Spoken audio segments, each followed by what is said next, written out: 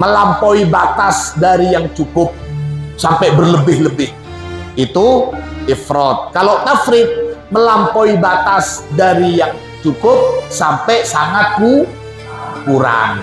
Tidak terlalu takut tapi tidak terlalu berani sehingga nampak ceroboh. As-syaja'ah, keberanian itu berada di tengah-tengah antara kecerobohan dan penakut. Orang tua itu rela, nak, dirinya kurang, yang penting anak saya cukup. Umatnya Rasulullah itu ummatan wasaton, ialah umat wasaton, bifathis sin, dengan fathah huruf sinnya, yakni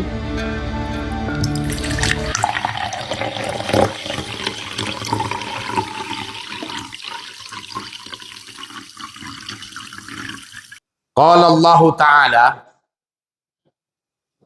wa kadzalika ja'alnakum ummatan wasato. Wa kadzalika, dan demikianlah, ja'alna, telah menjadikan siapa kami, kum, kepada kalian, menjadikan ummatan wasato, sebagai umat yang moderat, yang ada di tengah-tengah. Wasaton. Apa maksudnya umat yang wasaton itu apa? Fakama ja'alnakum ummatan wasato. Fakama, maka sebagaimana barang, ja'alna, yang telah menjadikan siapa kami, kum, kepada kalian,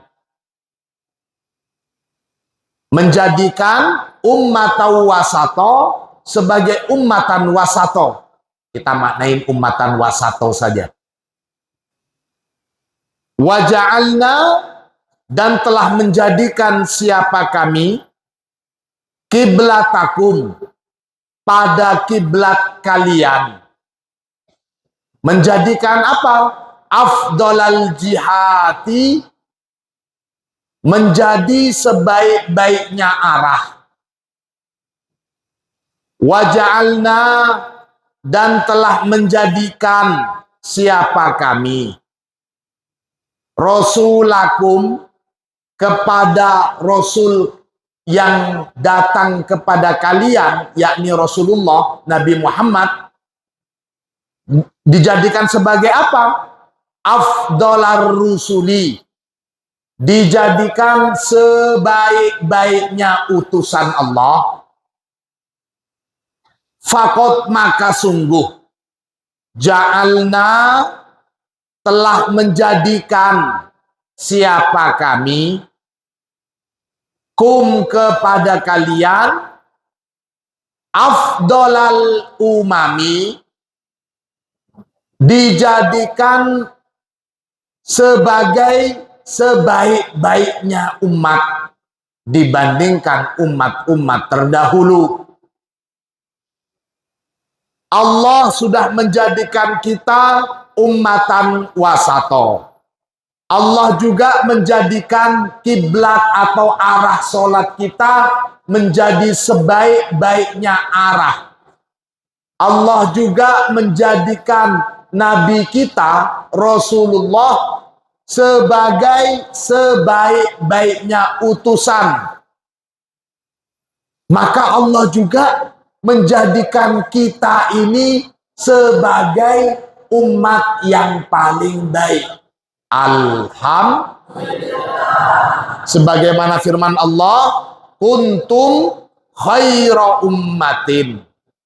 Kuntum, ada siapa kalian, khaira ummatin, ialah sebaik-baik umat, ukhrijat, yang dikeluarkan. Siapa umat? Linnasi, bagi umat manusia sekalian. Ali Imran 110. Wahai santri Al-Munawwariyah, wahai umat Rasulullah, Kita ini adalah ummatan wasato. Arah kiblat kita menjadi sebaik-baiknya arah.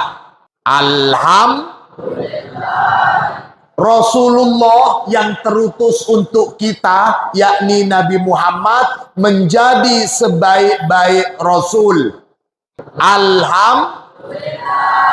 Dan kita wahai santri Al-Munawwariyah, kita ini tergolong sebagai umat yang paling baik di antara seluruh umat manusia. Semua itu, wahai anak-anakku, wahai santri Al-Munawwariyah, ini bukan cuman basa-basi. Allah sudah tegaskan bagaimana kedudukan kita sebagai umat Rasulullah di tengah umat-umat yang lain.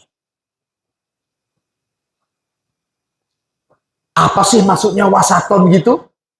Sekarang kita akan bahas. Wa kadzalika ja'alnakum ummatan wasaton. Al-wasatu, adapun yang dimaksud dengan al-wasatu itu, huwal makanu, ialah tempat, alladhi yang istawat sama, fihi di dalam tempat itu, al-masahatu, apa jarak, minal jawanibi, di antara sisi-sisi yang lain. Tengah itu berarti ada di posisi yang sama antara dari arah timur ke barat, dari arah utara ke selatan, sama jaraknya. Nah, tengah itu maksudnya berada di tengah. Kalau di lingkaran, titik poros tengahnya itu sama antara dari sisi kiri, kanan, depan, belakang, itu sama. Atas, bawah, sama. Itu yang dimaksud dengan al-makanul ladzi istawat fihil masahatu minal jawanib. Summa, kemudian ustu'iro, dipinjamkan istilah tengah di sini, lil akhlaqil mahmudati, untuk penyebutan al-akhlaq al-mahmudah, akhlak yang terpuji, al-mutawassitoti, yang di tengah-tengah, yang moderat, bainal ifrati, di antara al-ifrat wat tafriti, dan tafrit.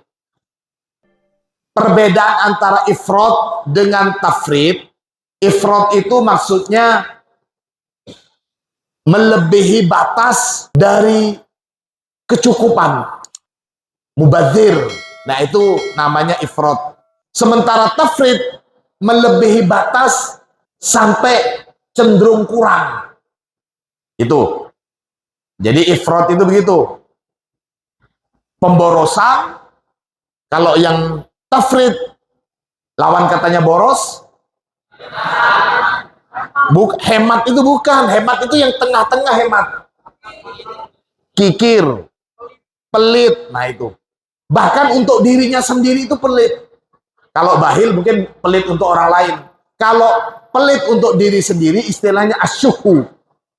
Kenapa kamu kok nggak makan? Eman-eman lah kiriman uangnya. Jadi yang seharusnya dia makan satu piring, dimakan itu cuman satu suap. Eman-eman disimpan lagi. Bahkan untuk dirinya sendiri itu pelit. Nah, ini namanya tafrit. Atau ifrat yang cukup satu piring, dia beli sampai 10 piring. Nah, ini namanya ifrat. Melampaui batas dari yang cukup sampai berlebih-lebih. Itu ifrat. Kalau tafrit, melampaui batas dari yang cukup sampai sangat kurang. Fahimtum? Itu. Maka di sini ustu'ira lil akhlaqil mahmudatil mutawassitati bainal ifrati wat tafrid. Faljudu, maka adapun kedermawanan, faljudu maka adapun kedermawanan, wastun ialah berada di tengah-tengah, bainal israfi di antara pemborosan, wal bukhli dan kebakhilan atau kikir. Aljud, boros tidak boleh, terlalu kikir juga tidak boleh, di tengah-tengah. Ini kedermawanan seperti itu. Membantu teman kalau kita punya, bagus, tapi jangan berlebih. Punya uang cuma 100.000, ini untuk 1 bulan nak ya? Iya bapak, iya ibu. Dihabisin sekalian untuk teman-temannya, jadi baru dikirim 2 hari uangnya sudah habis.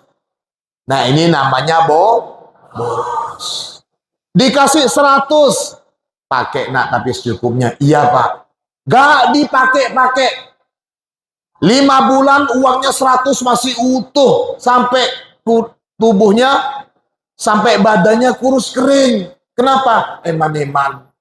Faljudu wastun bainal israfi wal bukhli, wasyaja'atu, dan adapun sifat berani, sikap berani, wastun ialah di tengah-tengah, bainat tahawuri di antara sikap pengecut, wal jubuni dan sifat ceroboh. Orang yang berani itu juga tetap harus menggunakan pikiran dan akal. Tidak terlalu takut, tapi tidak terlalu berani sehingga nampak ceroboh. Penakut jelek. Menjadi orang penakut jelek, sedikit-sedikit minder, sedikit-sedikit takut. Disuruh maju sampai terkencing-kencing. Gak boleh. Tapi juga tidak boleh ceroboh. Tidak boleh ceroboh. Syuja'ah, as-syaja'ah, keberanian itu berada di tengah-tengah antara kecerobohan dan penakut. Paham ya? Itu. Qala Rasulullah sallallahu alaihi wasallam. Rasulullah bersabda, khairul umuri, adapun sebaik-baiknya perkara, sebaik-baiknya urusan, awsatuha ialah yang di tengah-tengahnya. Wa qala Rasulullah sallallahu alaihi wasallam. Rasulullah juga bersabda, al-walidu, adapun orang tua itu, awsatu abwabil jannah, ialah tengah-tengahnya pintu untuk masuk ke surga. Perhatikan semua. Orang tua itu adalah pintu menuju surga yang berada di posisi tengah. Ada ulama yang mensyarah hadis ini, maksudnya itu bagaimana? Awsatu hadis ini, sebaik-baik pintu menuju ke surga adalah pintu melalui orang. Maksudnya apa? Birrul walidain, menjaga hak-hak orang tua atas kita. Kita sebagai anak, kita ini punya hak dan juga punya kewajiban. Apa yang menjadi kewajiban kita, itu adalah hak orang tua. Sebaliknya, apa yang menjadi hak kita merupakan kewajiban orang tua. Yang diingetin itu adalah kewajiban anak kepada orang tua. Kenapa kok yang diingetin selalu kewajiban anak kepada orang tua? Kenapa kok bukan yang diingetin kewajiban orang tua sama kepada anak di dalam banyak riwayat hadis? Karena sudah menjadi hukum alam, anak sekalian.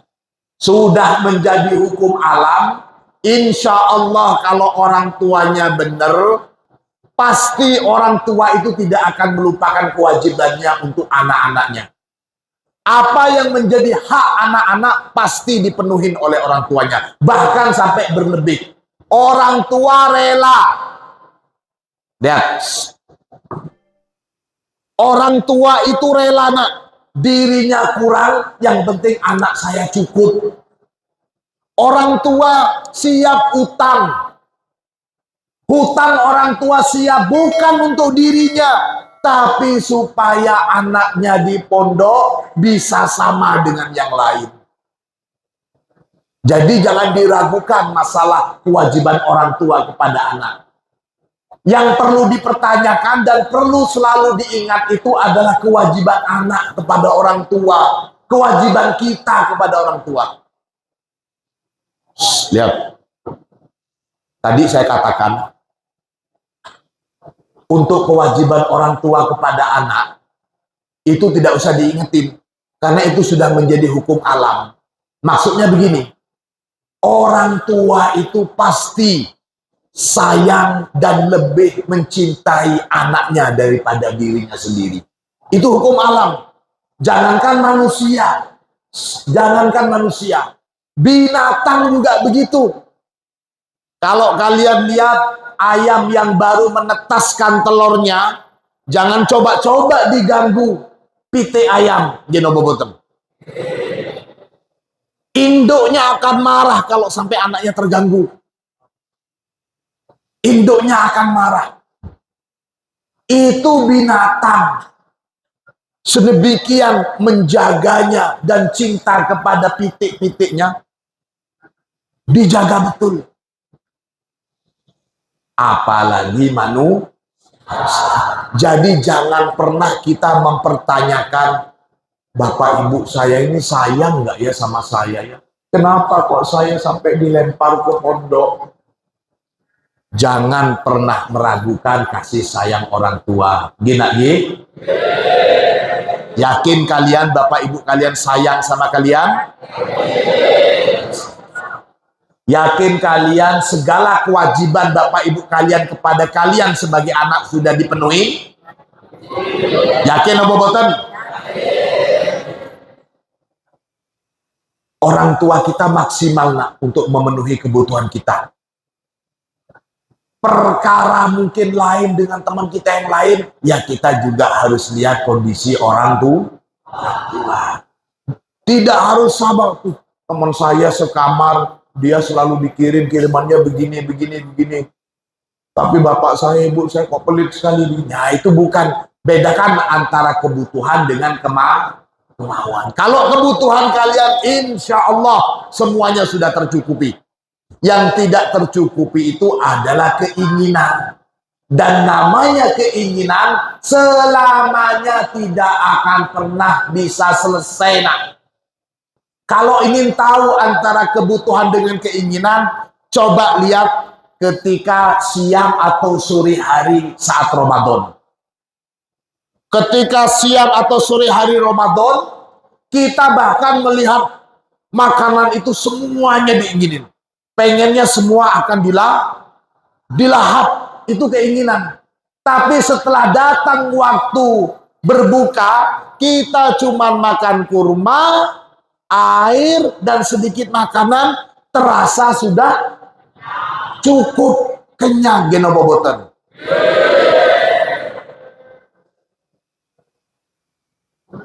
Kalau sudah makan, terus keinginan yang tadi siang, tadi sore itu hilang semuanya. Karena sudah terpenuhi kebutuhan. Bukan untuk memenuhi keinginan. Bedakan, nak, antara keinginan dan kebutuhan. Kalian bisa introspeksi. Adakah kebutuhan kalian yang tidak dipenuhi oleh orang tua? Wonten napa boten? Alhamdulillah. Tapi kalau keinginan itu bukan untuk dipenuhi, nak. Bahkan ada perkataan, keinginan manusia itu akan terus ada keinginan sampai dia itu masuk ke liang lahat, baru selesai keinginan. Baru selesai keinginan. Ini anak-anakku. Maka di sini maksudnya al-walidu awsatu abwabil jannah itu merupakan birrul walidain, berbakti kepada kedua orang tua, menjalankan kewajiban-kewajiban kita sebagai anak kepada orang tua kita, itu merupakan sebaik-baik jalan menuju ke surga. Yang namanya anak, kapan dan dimanapun selalu mempunyai kesempatan untuk melakukan birrul walidain. Bahkan meskipun kalian ada di pondok, peluang untuk birrul walidain itu sangat besar. Jangan kalian membayangkan menjalankan kewajiban kalian kepada orang tua, jangan membayangkan nanti kalau sudah menjadi direktur yang gajinya sebulan 100 juta, kemudian kalian akan berbuat baik. Tidak usah nunggu begitu, nak. Ajal orang tua kita tidak ada yang tahu. Ajal manusia tidak ada yang tahu. Keinginan kalian besar, ingin segera sukses. Sudah birrul walidainnya nanti saja. Sekarang masih kecil, nggak mau dengerin orang tuanya. Nak begini nak, sini bu. Nak begini nak, aduh pak. Nak jangan main. Kok liburan mainnya HP terus? Ya mumpung libur. Dibentak-bentak bapak ibunya. Dalam pikiran kita, nanti waktunya berbakti ke orang tua itu kalau sudah besar. Terus belum sukses kalian, orang tua kalian sudah dipanggil oleh Allah. Jangan nunggu sesuatu itu sempurna untuk mengerjakan hal baik. Mulailah saat ini. Mulailah saat ini. Di tempat ini. Untuk menjalankan kewajiban-kewajiban kita. Utamanya kepada siapa saja yang memang kita berkewajiban untuk berbuat baik kepada mereka. Allahumma sholli ala Muhammad. Yakni khairuha. Maksudnya dari hadis ini awsatu abwab, maksudnya paling baiknya pintu menuju surga. Pun wa kadzalika ja'alnakum ummatan wasata. Di tengah. Bahasa Arabnya itu ada wasatun, ada wastun. Apa? Wasatun, dan yang kedua wastun. Ada yang sinnya itu fathah, ada yang sinnya sukun, wastun. Di Al-Quran yang di sini ummatan wasaton berarti sinnya fathah. Di sini dikatakan wa kadzalika ja'alnakum ummatan wasaton. Wastun, adapun kata wastun bisukunis sin, dengan sukunnya huruf sin, wastun ya. Tustakmalu, ialah dipakai. Kata wastun itu dipakai lil wastiyati, untuk posisi tengah, lima fihi bayyinun. Kata wastun dengan sin itu sukun, itu maksudnya tengah dengan sesuatu yang jelas. Contohnya lihat. Di sini ada lampu, di sini ada tas. Saya naruh kitab di tengah-tengah antara lampu dan kitab. Maka ini kalimat yang benar, al-kitabu wastun bainal lambati wal mahfadoti. Kitab ini berada di tengah-tengah antara lampu dan tas. Jadi barangnya itu jelas. Lampu jelas, tas juga jelas. Ini. Yakni maksudnya jalasa fulanun wasta fulanin wa fulanin.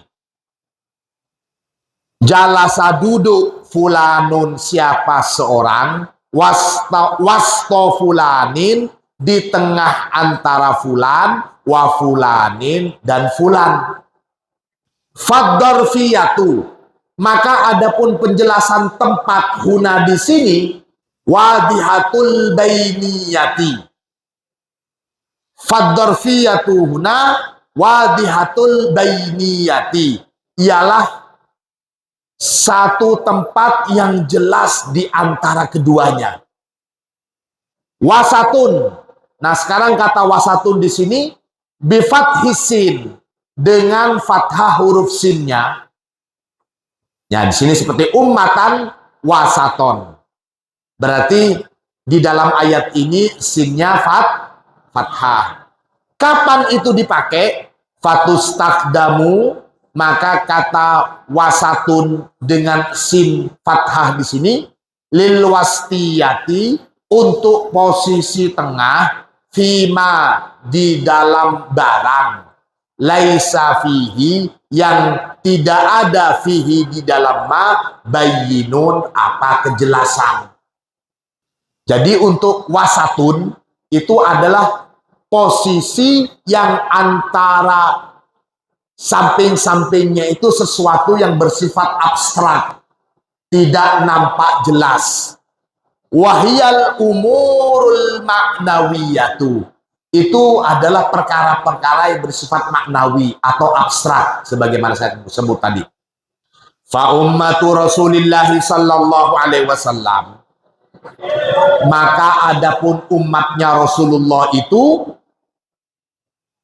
ummatan wasaton, ialah umat wasaton, bifathis sin, dengan fathah huruf sinnya, yakni artinya annaha, bahwasanya umat Muhammad ini ummatun, ialah satu umat, dunal ambiyai, yang berada, derajatnya itu berada di bawah para nabi, wa fauqal umami, dan berada di atasnya umat-umat lainnya.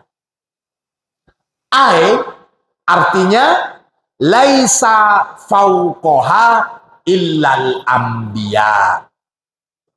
Maksudnya itu tidak adalah umat yang berada di atasnya umat Rasulullah illal anbiya'u, kecuali para nabi. Allahumma sholli ala Muhammad. Umatnya Nabi Nuh, oh derajatnya di bawah kita. Umatnya Nabi Ibrahim, di bawah kita. Umatnya Nabi Musa, di bawah umat Rasulullah. Derajatnya yang lebih tinggi di atas kita adalah para nabi. Kalau nabi-nabi mereka derajatnya lebih tinggi. Tapi kalau umat-umat mereka berada di bawah umat Rasul. Fahimtum?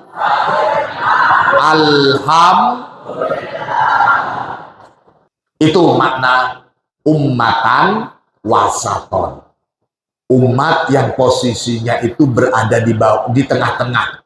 Di tengah-tengah antara siapa? Di bawahnya para nabi dan di atasnya semua umat manusia. Itu makna ummatan wasaton secara sederhana.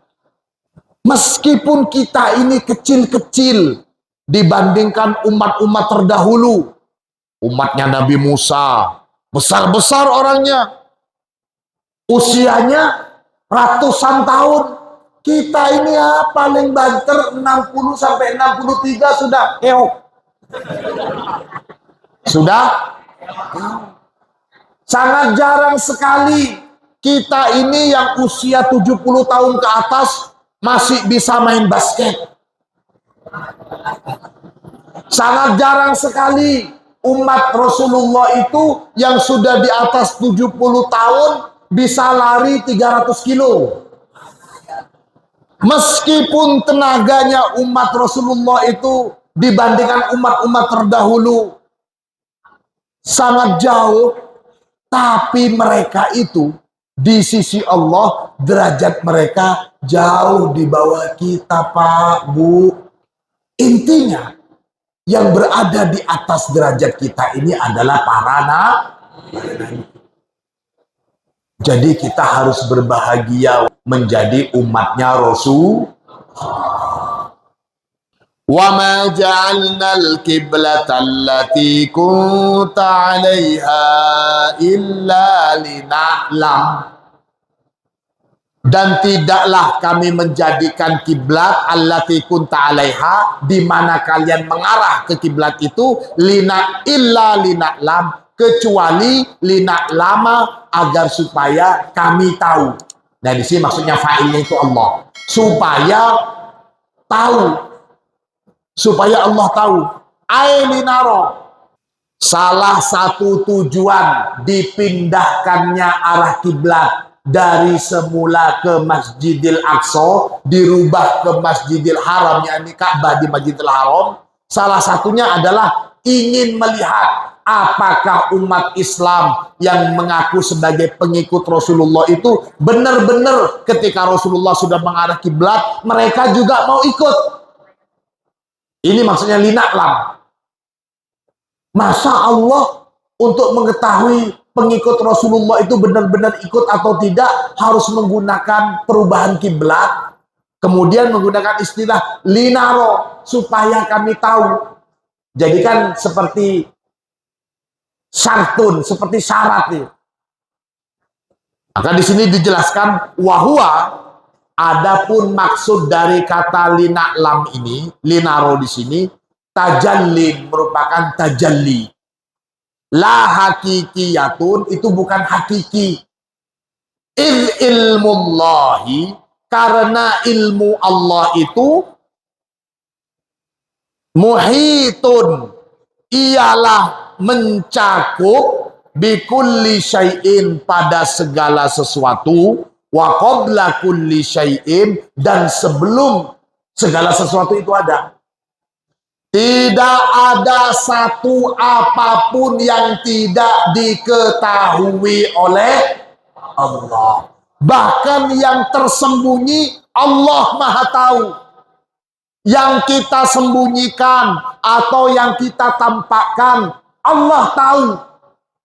Tidak ada satu hal pun, bahkan yang paling kecil pun, luput dari kemahatauan Allah.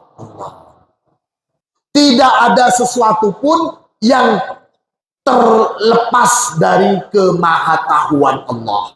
Allahumma sholli ala Muhammad.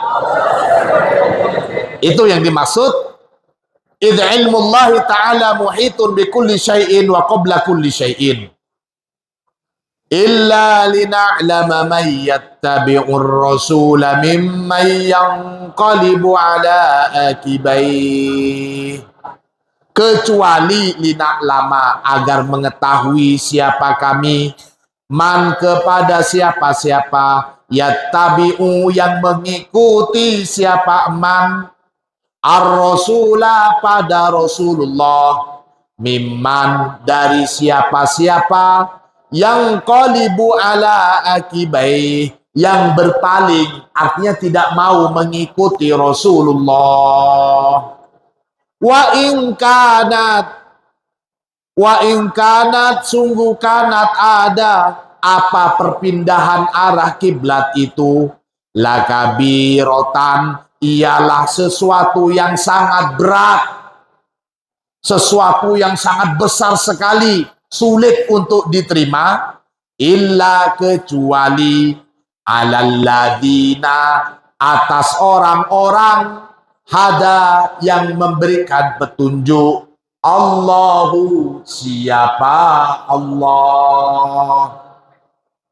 Wadzalika, dan yang demikian itu, li'anna amro tahwilal kiblati, karena perkara perubahan arah kiblat itu, ahdatsat, sungguh telah menyebabkan, sungguh telah menjadikan, hazzatan anifatan, satu goncangan anifatan yang dahsyat, wazalzalatan, sama goncangan qawiyatan yang sangat kuat, fi qulubil muslimin, di dalam hatinya para umat Islam. Dulu umat Islam yang tahu sejarah perubahan kiblat itu menjadi sesuatu yang membuat shock. Jadi mereka terguncang hatinya. Duh, kenapa sih kok sepertinya main-main ya? Sudah ke arah Masjidil Aqsa, kok dirubah lagi ke arah Masjidil Haram, yakni ke Ka'bah. Gimana sih Rasulullah ini? Kok sepertinya main-main. Jadi perubahan arah kiblat itu terjadi sangat dramatis ketika Rasulullah sholat, entah baina asri awid duhri, sholat 4 rakaat, 2 rakaat mengarah ke Masjidil Aqsa, kemudian 2 rakaatnya lagi mengarah ke Masjid Haram, yakni ke Mekah, ya, di Baitullah. Nah, itu terjadi sangat dramatis sekali. Dan kabar itu terdengar oleh umat Islam. Mereka shock, terasa berat, kecuali orang-orang yang sudah mendapatkan hidayah dari Allah. Pada waktu itu, tidak semuanya umat Islam itu masuk Islam karena hidayah. Ada di antara mereka yang masuk Islam karena nggak mau bayar pajak. Ada juga yang masuk Islam hijrah dari Mekah ke Madinah karena ceweknya yang dicintai hijrah ke Madinah dikejar. Atau ada juga yang masuk Islam hijrah karena orang tuanya, bapaknya yang kaya raya itu sudah masuk Islam dan hijrah. Kalau dia tidak masuk Islam, tidak ikut hijrah, gak dapat harta warisan. Jadi macam-macam. Nah, mereka yang masuk Islam bukan karena hidayah dari Allah, masuk Islam karena ada maunya. Saat terjadi peristiwa perubahan kiblat, hati mereka terguncang. Itu maksudnya. Hatta anna minhum, sehingga anna minhum, bahwasanya di antara mereka umat Islam, man irtadda anil Islam, ada yang murtad dan keluar dari agama Islam. Na'udzubillah. Kenapa? Yaitu karena mereka masuk Islam toma'an, ada yang diingini. Wa minhum, dan ada juga di antara mereka umat Islam, man taza'za'a imanuhum, yakni orang taza'za'a yang berguncang, yang terguncang gitu, imanuhu, apa keimanannya, wa khosotan, dan terlebih atau secara khusus, annal yahuda, bahwasanya orang-orang Yahudi, wal munafikin, dan orang-orang munafik, dan orang-orang munafik, qad asya'u, sungguh asya'u, telah menyebarkan, asyai'at, telah menyebarkan, siapa mereka orang Yahudi dan munafik, asyai'at, rumor-rumor atau berita-berita hoak, wal arojif, sama al arojif itu adalah al akhbar al kadibah, berita-berita bohong. Wa min domniha, dan termasuk yang menjadi berita bohong yang mereka sebarkan itu, ya, berita hoak yang disebarkan oleh orang-orang Yahudi, oleh orang-orang munafik kepada umat Islam setelah pergantian arah kiblat. Beritanya apa? Qalu, mereka mengatakan, innal muslimina, bahwasanya umat Islam itu, alladzina, yang matu, sudah mati, siapa mereka umat Islam, wakanu, dan ada siapa mereka orang yang sudah mati, yusalluna, dulu mereka itu sholat, ila Baitul Maqdis, mengarah ke Baitul Maqdis, qad batolat, sungguh telah batal, sholatuhum, apa sholat mereka. Ketika arah kiblat itu dirubah dari menghadap ke Baitul Maqdis, mengarah, dirubah ke Ka'bah, Baitullah, salah satu rumor yang mereka sebarkan itu begini, gak bener itu Muhammad kok, agama kok main-main. Kalau memang ada perubahan arah kiblat, lah terus bagaimana orang tua kalian, umat Islam yang sudah mati sebelum arah kiblat ini dirubah? Berarti batal dong sholat mereka.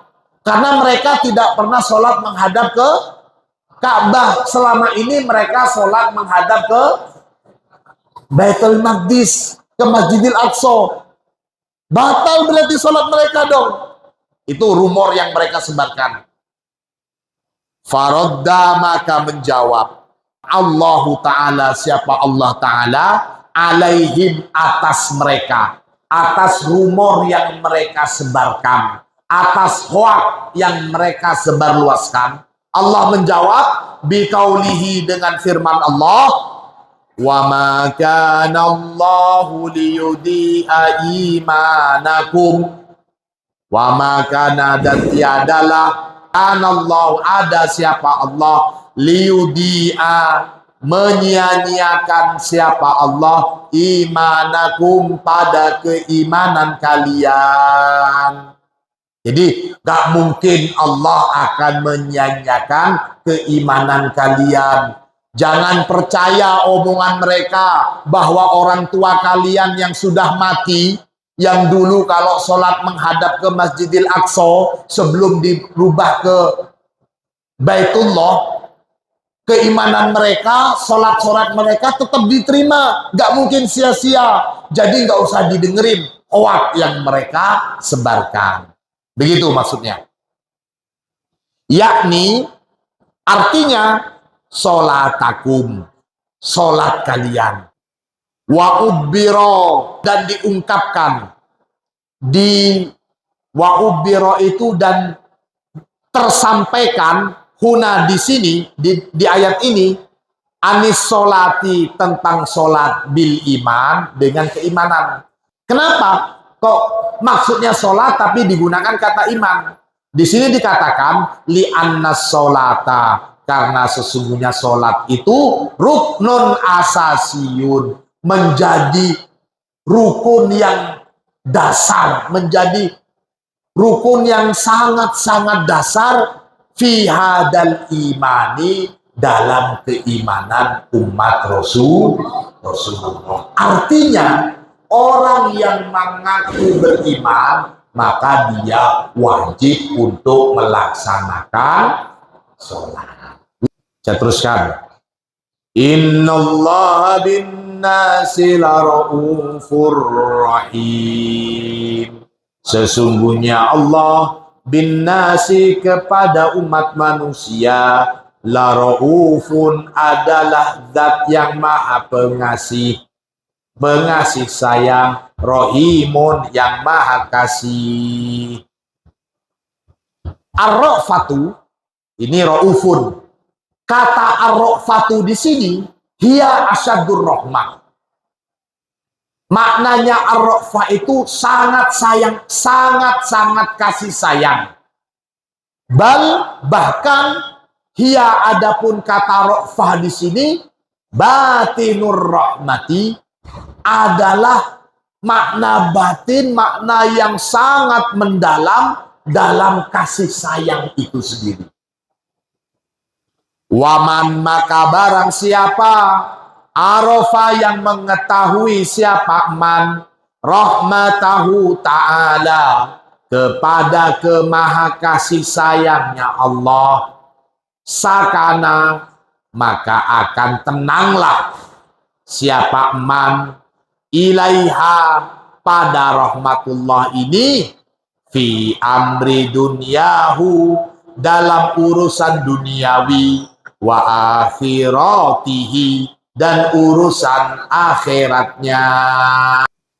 Orang yang betul-betul mengenal bahwa Allah itu maha kasih sayang, dia akan merasa tenang, dia akan merasa damai, baik dalam urusan dunia dan akhirat. Dia tidak melihat orang, dia tidak nanggepin keinginannya, yang penting kebutuhannya sudah tercukupi. Masalah keinginan itu namanya nafsu, tidak akan pernah selesai. Itu contohnya, dia akan tenang. Falam yudabbir, maka tidak akan merencanakan lain siapa man, ma'ahu, bersama dengan Allah. Maksudnya dia tidak akan ala pola, bahasa gitu, tidak akan lapola, walam yai'as, dan tidak akan putus asa, min rahmatihi, dari rahmat Allah. Waman, dan barang siapa, takhallaqo, yang berakhlak, beretika, siapa man, bihadal ismi, dengan ismullah yang rahmaniyah ini, min ibadihi, dari para hamba-hamba Allah, tajidu, maka akan mendapati siapa kamu, annasa, pada orang-orang, yaskununa, akan tenang siapa annas, ila syafaqatihi, pada kemurahan Allah, wa ra'fatihi, dan kasih sayang Allah. Tenang dari apa? Min mata ibid dunia, dari kesulitan, dari kesusahan duniawi, wahumumiha, dan penderitaan-penderitaan dunia. Ini anak-anakku sekalian segenap santri Al-Nawawiyah. Mudah-mudahan ilmu kita bermanfaat. Al-Fatihah.